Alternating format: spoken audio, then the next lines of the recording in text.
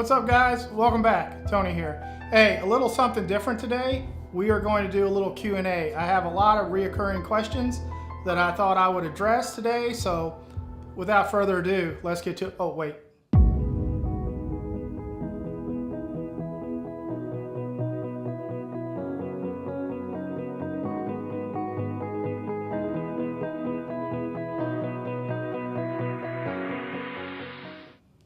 Coffee.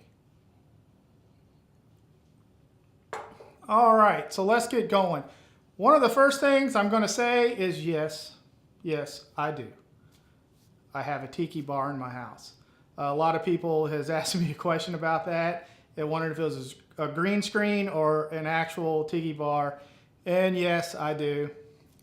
I have one. I have a tiki bar. A little background on that. My wife and I went to Punta Cana a few years ago, and they had these things everywhere all over the beach. And I was like, when I get home, I'm going to build us a tiki bar in the basement. And I came home and I did it. So yes, that is a tiki bar. Okay, let's start out with the first question. Is the Harley Iron 883 suitable for highway riding? Okay, let's address the elephant in the room right off the bat. It's a 5-speed. It's not a 6, it's a 5. So, with that being said, it does handle the expressway just fine at highway speeds, but it does rev out because you are lacking that 6th gear. But it'll run 70, 80 miles an hour all day without a problem, at least in my experience. But you are wound out a little bit in the RPM range.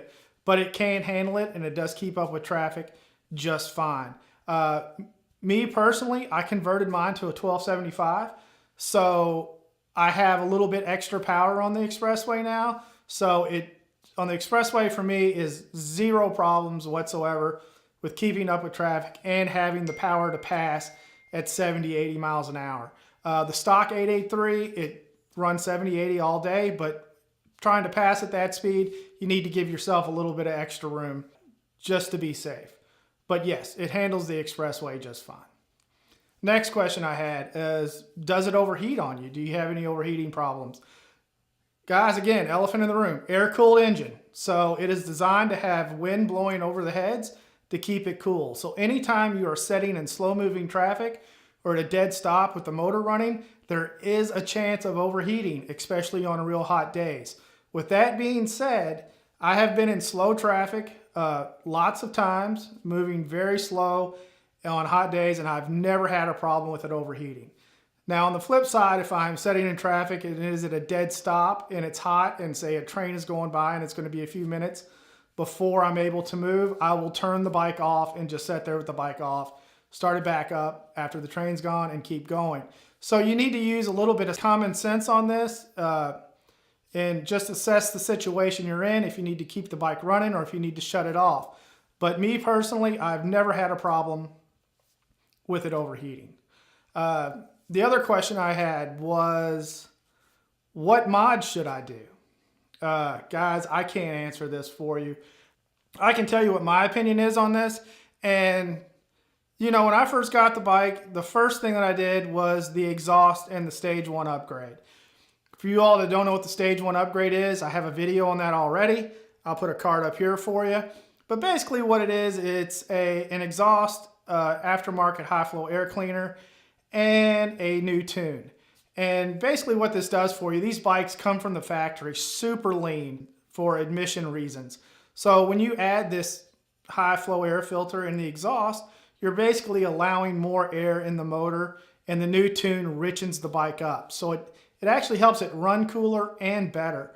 So it is I felt like it was a very important upgrade for me.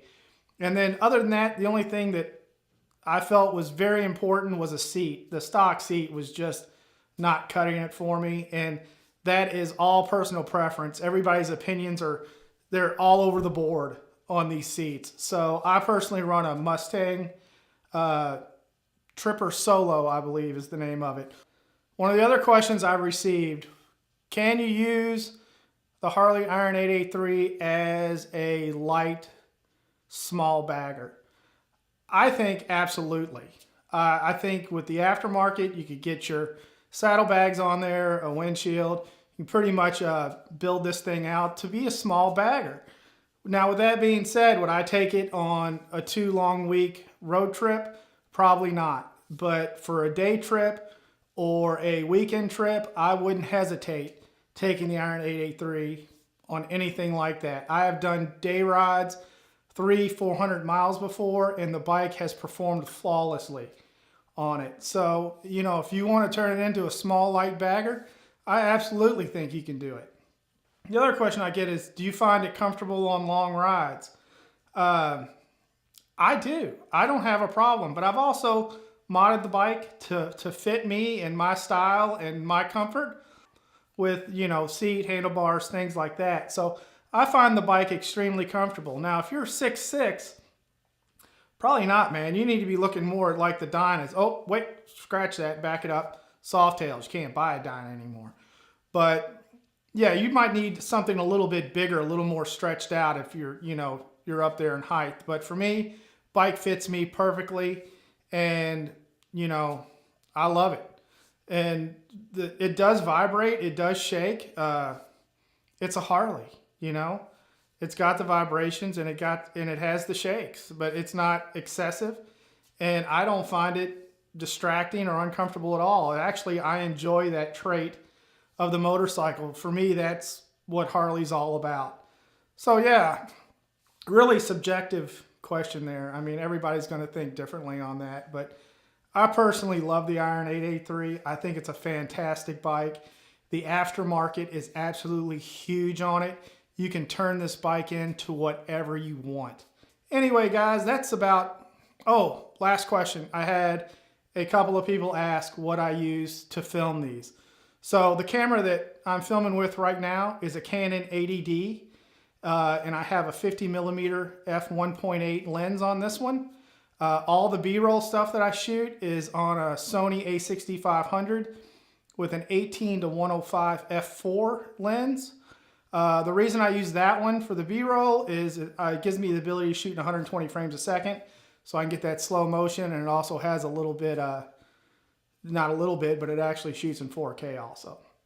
And then on the motorcycle, on my helmet, I use a GoPro Hero 5. I'm probably going to add one more of those this riding season so I can get another perspective on my moto vlogs. But yeah, those are the 3 cameras I use. Quick, there it is. Boom. All right, guys. Hey, I appreciate you guys tuning in and let me waste your time. I hope you enjoyed this video. If you did, please give me some thumbs up. If you haven't subscribed to the channel yet, please do so. Should be a little button right over there that'll get you all hooked up.